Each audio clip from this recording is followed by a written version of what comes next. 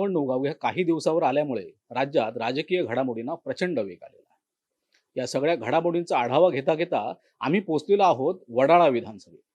आणि या विधानसभा मतदारसंघाचे आमदार कालिदास कोळंबकर सध्या आपल्यासोबत आहेत. सर, महा एमटीबी मध्ये आपले स्वागत आहे. मागचे 8 टर्म तुम्ही या मतदारसंघाचं प्रतिनिधित्व करता. यंदा 9व्यांदा विजयी होऊन विश्वविक्रमाला गवसणी घालण्याचा आपला प्रयत्न असणार आहे. क्रिकेटपटू सचिन तेंडुलकर जेव्हा असे रेकॉर्ड ब्रेक करायला जातो, तेव्हा त्याच्या मनात धाकधूक प्रचंड असते. आपल्या मनातही अशी काही धाकधूक आहे का? मला एवढंच सांगायचंय, 8 वेळा ह्या मतदारसंघात मी निवडून आलो आणि अनेक प्रसंग आले. त्या प्रसंगातून मी निवडून आलो आणि ते प्रसंग एवढे होते, जबरदस्त पोटनिवडणूक ह्या मुंबई शहरामध्ये कालिदास कोळंबकरने त्या पोटनिवडणुकीत काय ताकद असते ती दाखवली. मी त्यावेळेचा मागे मी एकदा हाऊसमध्ये सुद्धा सांगितलंय की हाऊसमध्ये अशा पद्धतीने मी काही गोष्टी सांगितल्या आहेत. आई वडिलांनी जन्म दिलाय, पण राजकीय जन्म हा बाळासाहेबांनी दिलाय. ही सत्य बाजू आहे. त्याच्यामुळे काही गोष्टी मी जपून ठेवत नाही आणि इतर काही गोष्टी आहेत तर मला सांगायची पण इच्छा नाही. आणि हे बीजेपी पक्षामध्ये असताना मी हाऊसमध्ये सांगितलंय, आज देवेंद्रंच्या प्रेमापोटी, मोदी साहेबांच्या प्रेमापोटी ह्या बीजेपी पक्षामध्ये मी काम करते. माझी काही स्वप्न होती. ह्या मुंबई शहरामध्ये माझ्या मतदारसंघामध्ये 4 महत्वाची कामं होती. ज्या ज्यावेळी ही गव्हर्नमेंट होती, प्रत्येक वेळी मी त्यांना सांगायचो की काही झालं तरी माझी ही 4 कामं तुम्ही करा.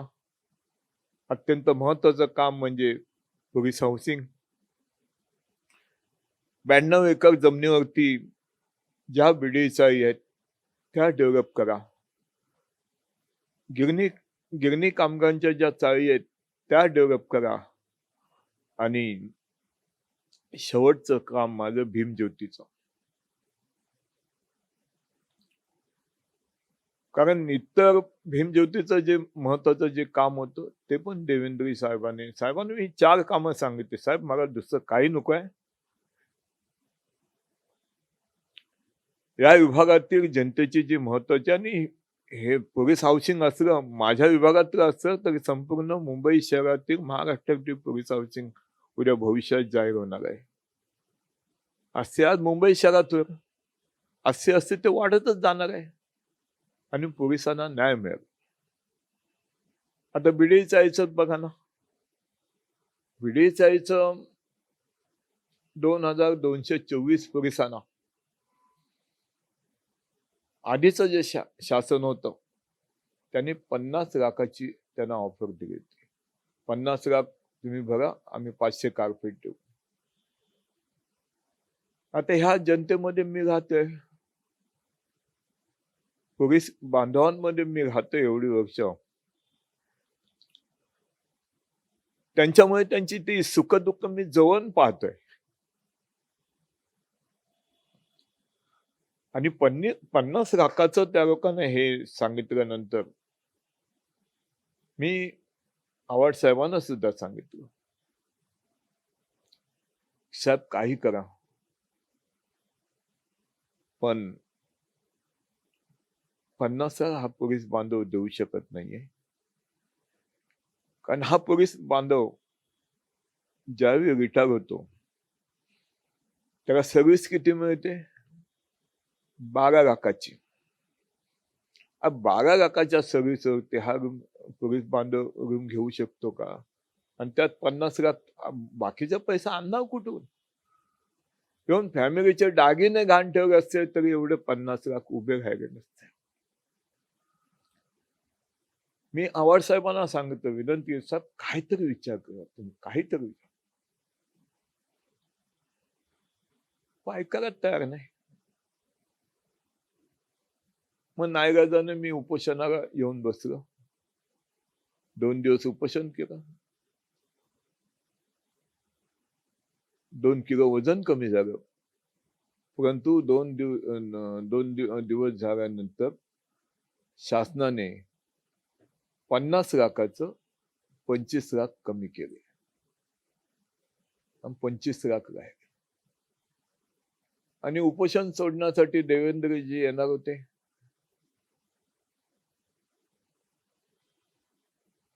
तर देवेंद्रजी जरा बाहेर जात होते. नाशिक, कोल्हापूर ह्या ठिकाणी जात होते. तर मी त्यांना सांगितलं, साहेब मग तुम्ही ज्यावेळी मुंबईमध्ये याल तेव्हा मी उपोषण सोडेल. मग साहेबांनी असा विचार केला की त्याच दिवशी आले, उपोषण सोडण्याच्या दिवशी. आणि त्यांनी साहेबांनी उपोषण माझं सोडवलं. त्यावेळी भाषण करताना साहेबांना, साहेब पोलीस हाऊसिंगच्या बाबतीत काही गोष्टी मला तुम्ही ज्या सांगितल्या होत्या, मी कधी माझ्या पोलीस जनतेला मी सांगितलं नाही. माझे साहेब तुम्हाला विनंती आहे, तुम्ही सुद्धा काही विचार करा. आणि 25 मधून अजून 10 साहेबांनी कमी केले आणि 15 लाखामध्ये 2224 बघिताना 500 कार्पेट शासनाने दिलं. साहेब, बाळासाहेबांचं तुम्ही आता नाव घेताना काहीसे भावुक झालेला दिसला. तुमचा शिवसैनिक पहिलं तिकीट मिळण्यापासूनचा आतापर्यंतचा प्रवास कसा? तसं पाहिलं तर अनेक प्रसंग आले. पण ह्या प्रसंगाला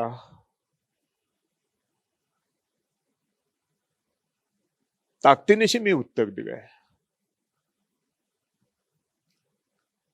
आणि प्रिन्सिपलशी मी आयुष्यात कधी कॉम्प्रोमाइज करत नाही आणि केलं सुद्धा नाही. हे तुम्हाला पण माहिती आहे, बाळासाहेबांचे विचार. साहेबांनी कधी एकदा शब्द दिला, बाळासाहेब कधी मागे हटले नाहीत. आणि त्या पद्धतीने त्या विचाराचे आम्ही आहोत. परंतु आता जे चालू आहे हे सगळं विचित्र आहे. आणि ह्या विषयात मी जाऊ शकत नाही, मला जायची पण इच्छा नाही. माझं ज्या पक्षात आज मी काम करतोय, देवेंद्रजी ज्या पद्धतीने ह्या महाराष्ट्रामध्ये शिंदे साहेब, अजितदादा ज्या पद्धतीने ह्या महाराष्ट्रात काम करतायत, आणि तसं पाहिलं तर ही ग्रासरूटची माणसं आहेत. हे आज नेते झाले असतील किंवा मंत्री झाले असतील, पण ग्रासरूटला काम करून ही नेते मंडळ वरती आले आहेत. त्याच्यामुळे एखाद्या कोणत्याही कामाचं काय महत्व आहे हे त्यांना समजते. आणि माझी महत्वाची कामं देवेंद्रने उडवून दिली. मग माझं एक एवढंच मत आहे की काम करणाऱ्या माणसाच्या पाठी उभं राहायचं, तर बिनकाम करणाऱ्या माणसाच्या पाठी उभं राहायचं. आता तुम्ही सांगा. नारायण राणे आणि तुमच्या मैत्रीचे किस्से सर्व ज्ञात आहेत. आमच्या प्रेक्षकांनाही हे किस्से ऐकायला हवे.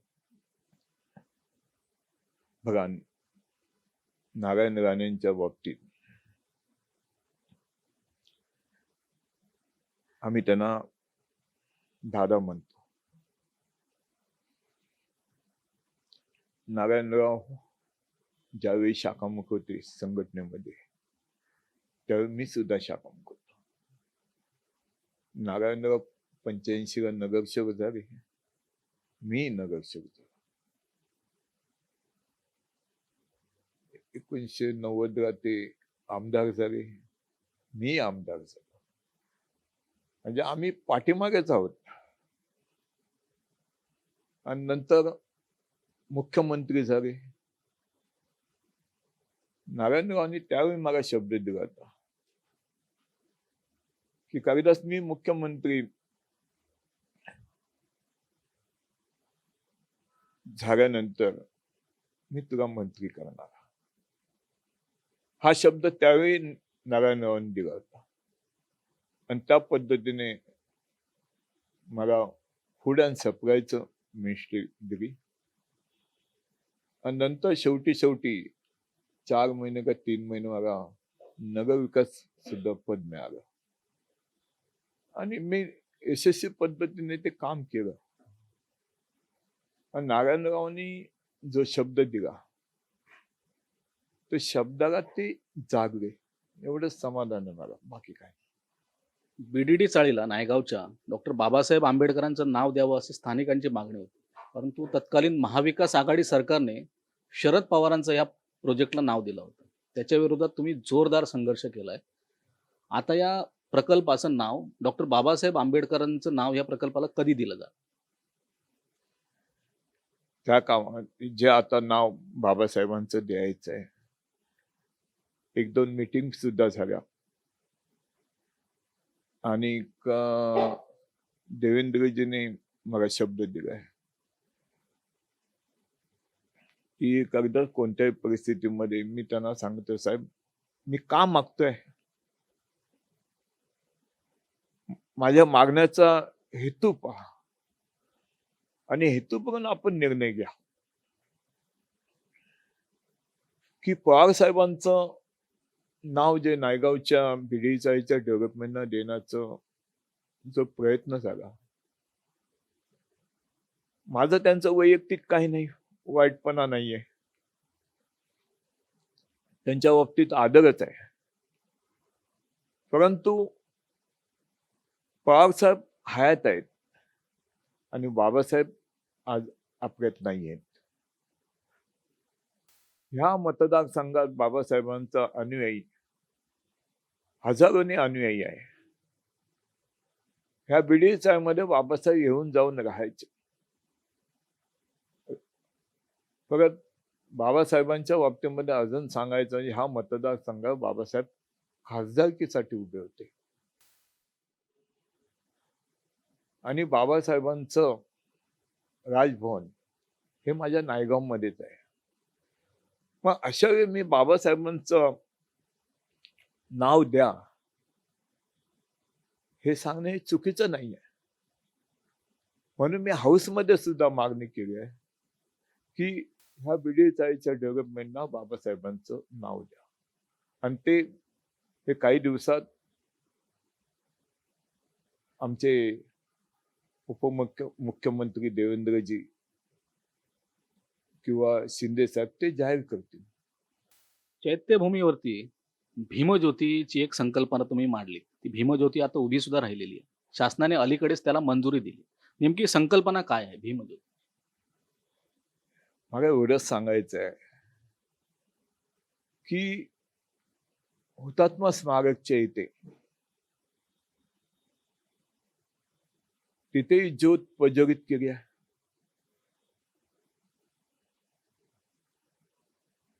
बाळासाहेबांच्या समाधीच्या इथे तिथे ज्योत प्रज्वलित केली आहे. मग बाबासाहेबांच्या चैत्यभूमीच्या इथे भीमज्योत का नको, हा माझ्या डोक्यातला विचार आणि त्याच्यामुळे मी ही भीमज्योतीची मागणी केली. परंतु ज्या पद्धतीने ही ज्योत मी उभी केली आणि ज्योतीचा जो सामान्य गरीब जनतेला हे सगळं समजते, कागदात काम करणे हे काम केलं. पण एवढंच मी तुम्हाला सांगतो, काही लोकांच्या मुखातून हा शब्द आला नाही, हेच वाईट वाटते, बाकी काही नाही. तुमच्या मतदारसंघात टाटा मिल कंपाऊंड आहे किंवा कोहिनूर मिल चाळ आहे. त्यांचा पुनर्विकास बऱ्याच वर्षांपासून रखडलेला आहे. त्याचा पाठपुरावा आपल्याकडून कशा प्रकारे सुरू आहे? तुम्हाला एवढंच सांगतो, माझ्या मतदारसंघात मी स्प्रिंग मिलच्या चाळीमध्ये राहणारा 180 कार्पेटमध्ये आणि एकूण माझ्या स्प्रिंग मिलमध्ये 648 कुटुंब आहेत. कोहिनूर माझे NTCचे 800 कर्मचारी तिथे राहत आहेत. माझं टाटा कंपाऊंड सुद्धा आहे. पण मुंबईमध्ये तसं पाहिलं तर एकूण 32 गिरण्यांच्या चाळी आहेत. देवेंद्रजींच्या पाठी लागून स्प्रिंग मिलचं मी 105 कार्पेट म्हणजे 300 नियमाने 300 मिळत होतं. देवेंद्रजींना मी एवढं सांगितलं की साहेब मध्ये 40 फुटाचा रस्ता आहे, बाजूला माझी बिडीचा आहे, ती पण 180 कार्पेटची, त्यांना आपण 500 कार्पेट देता.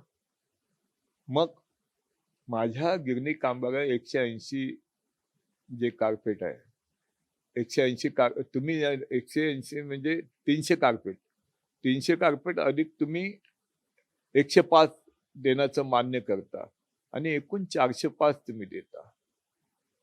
मी त्यांना सांगत साहेब त्यांना 500 आम्हाला पण द्या. परंतु साहेबांनी जो विषय सांगितला मला अत्यंत महत्वाचा विषय होता कविताजी की BDSIचं डेव्हलपमेंट हे शासनाचं आहे आणि स्प्रिंग मिलचं हे डेव्हलपमेंट हे प्रायव्हेट आहे. उद्या मी जास्त काय द्यायचा प्रयत्न केला पण विरोधक त्याची बदनामी करते, मालकाचा फायदा केला. विरोधकांना चांगलं काम, कोणतेही चांगलं काम असेल तर विरोधक कधी चांगलं बघत नाही, तो विरोधच करणार आणि त्याने विरोध नाही केला तर पाठीमागचं सैन्य कमी होणार. हे प्रिन्सिपल आहे राजकारणात, हे प्रिन्सिपल आहे आणि त्याच्यामुळे त्यांचं काम ते उगाच कदाचित चांगल्या कामाला खो नको म्हणून साहेबांनी अशा पद्धतीने सांगितलं. कालिदास कोळंबकर यांचा विक्रम मोडण्यासाठी यंदा मातोश्रीकडून विशेष रणनीती आखली जाते. त्यांची फौज वडाळा विधानसभेत तयारी सुरू करते. त्यांना काउंटर करण्यासाठी तुमचं नियोजन कशा प्रकारे? एक तुम्हाला असं एवढ्या वर्षाची बॅटिंग आहे माझी आणि दिवस रात्र जनतेचं मी काम करणारा एक कार्यकर्ता आहे. तुम्हाला माहिती आहे पोटनिवडणुकीमध्ये एकटा कालिदास कोळंबकर टिकू शकला त्यावेळी आणि देवेंद्रजी साहेबांचं प्रेम अशी सत्य परिस्थिती आहे. कोणती तरी ताकद पाठीशी पाहिजे आणि त्या पद्धतीने मी काम करतोय. मला कोणाची भीती नाही हो, कोणाची भीती नाही. एक तुम्हाला मी किस्सा सांगेन पण टीव्हीवर ते नाही सांगत. मोठ्या व्यक्तीच्या मुखातून आलेले शब्द आहेत की कालिदास कोळंबकरला पाडायला कालिदास कोळंबकरच पाहिजे. नाव नाही घेणार त्या व्यक्ती, तेवढं मी तुम्हाला सांगतो. धन्यवाद सर, MHAMTBशी संवाद साधल्याबद्दल.